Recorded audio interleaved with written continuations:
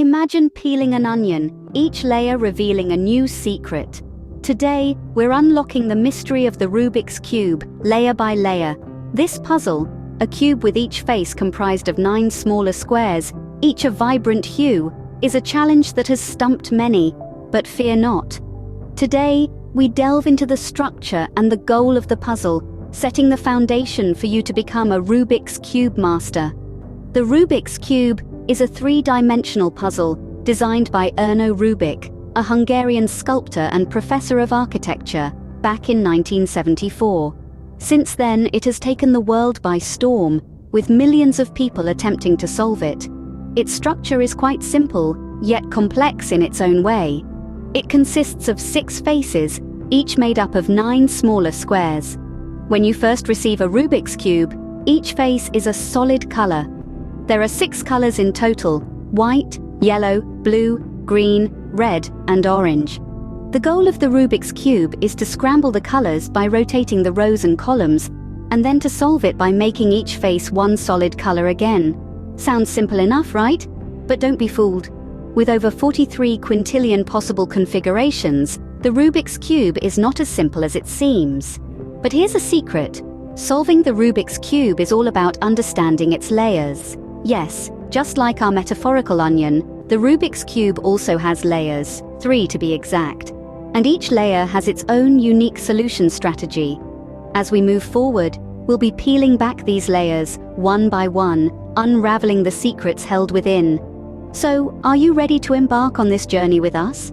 To challenge yourself and tap into a side of your brain you've perhaps never used before. Just like an onion, the Rubik's Cube has layers waiting to be explored. Ready for the first one? Remember playing Connect the Dots? The first step in solving the Rubik's Cube is similar. We'll connect the white squares to form a cross. Imagine the cube as a 3-dimensional dot-to-dot puzzle. Our aim is to align the white squares on one face of the cube, just like connecting the dots. Now, let's get started. To form the white cross, we need to move the squares strategically. Don't worry about the other colors for now. Focus on the white squares. Twist and turn the cube, shifting the squares around. The key here is patience and precision. With each move, you're getting closer to the white cross. Remember, this is the base layer for solving the puzzle. Each turn you make sets the foundation for the next step. And there you have it, a white cross on one face of the cube. Congratulations! You've just completed the first step. The white cross is your foundation. Building a house starts with laying the foundation. Similarly, solving the Rubik's Cube starts with the first layer. Imagine the Rubik's Cube as a building project. You've already built the white cross, our cornerstone. Now it's time to complete the first layer, the foundation of our cube-solving journey. Are you ready to take the next step? Let's go! The first layer involves solving for the 4 corners surrounding the white cross. Each corner piece has 3 colors, and you'll want to match these with the corresponding colors on the center squares. Remember, the center squares never change position, so they're your key to unlocking the puzzle. Start by locating a white corner piece on the bottom layer. Twist the bottom layer until the corner piece is directly underneath where it needs to go. Now we're going to perform a simple maneuver. Turn the bottom layer so the white corner piece is in the front right of the cube. Twist the right side up, the top layer to the left, then the right side back down. Repeat this until the white corner piece is in the right spot, with the white sticker on top. Don't worry if you don't get it right immediately. Practice makes perfect. Keep repeating this process for all 4 corners.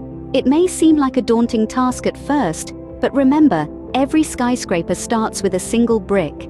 Each move you make brings you one step closer to solving the puzzle. Now, take a moment to admire your work. Turn the cube around in your hands. All the white stickers should be on top, forming a solid white face. The colors on the edges should match with the center squares. Congratulations! You've just completed the first layer of the Rubik's Cube. This is a significant milestone on your journey to becoming a cube master. But don't rest on your laurels just yet. We still have 2 more layers to go. Just like a house built on a strong foundation, you've completed your first layer of the Rubik's Cube. Remember the thrill of climbing to the 2nd floor of a treehouse? We're about to feel that again as we conquer the 2nd layer. Just as we did with the first, we'll be solving this layer one step at a time. The key to mastering the second layer is to understand that it's all about positioning. Let's start with the cube in our hands, the solved white layer on the bottom. The second layer is all about the edges, so let's locate an edge piece on the top layer that doesn't contain any white. Once we've found one, we'll turn the top layer until the front color of the edge piece matches the center color of the side it's on. Now, it's important to remember that there are two types of edge pieces in the second layer, right-oriented and left-oriented. If the top color of our edge piece matches the right center, then it's a right-oriented edge piece. If it matches the left center, then it's a left-oriented edge piece. For right-oriented edge pieces, we'll use the following sequence of moves: up, inverted, right inverted, up inverted, front inverted, up and front. For left-oriented edge pieces, we'll use the mirror image of these moves: up inverted, up, front inverted, and front inverted. As we go through these sequences, we'll see our second layer start to take shape. It's crucial that we keep our solved layer on the bottom and the layer we're working on in the middle. If we do this right, we'll see the colors on our cube start to align, creating a solid second layer. And there you have it. With patience, practice, and a few turns of the cube, you've climbed your way to the second floor. Don't worry if you didn't get it right the first time. It's all part of the process. Keep practicing these moves until they become second nature. Just like reaching the second floor of a treehouse, you've ascended to the second layer of the Rubik's Cube. Ever reached the peak of a mountain and felt the rush of accomplishment? We're about to experience that as we tackle the final layer. As we embark on this journey, remember that the final layer is not just about the destination, but also the path we take to get there. To solve this final layer of the Rubik's Cube, we're going to employ a strategy known as the yellow cross method. This method is all about creating patterns and breaking them down systematically until we have a solid yellow face. It's a bit like playing a game of chess, where each move is calculated and crucial. Firstly, we'll aim to get a yellow cross on the top of our cube. This might involve a couple of twists and turns, but we'll get there. Now don't worry if the corners aren't in the right place yet. We'll deal with them in the next step. The next phase is to get those pesky corners into their rightful positions. This is where patience comes into play. We'll apply the corner swapping algorithm. It sounds complex, but once you get the hang of it, it's as easy as pie. This algorithm will shuffle the corners around until they're all in the correct spot. Finally, we orient the corners. This is the home stretch, the final sprint towards the finish line. We'll use the corner rotation algorithm. This rotation will twist the corners until the colors on each side match up perfectly. And voila, you've done it. You've navigated through the maze of the Rubik's Cube and emerged victorious. The satisfaction of solving the final layer is unparalleled. It's a testament to your perseverance, your patience, and your problem-solving prowess.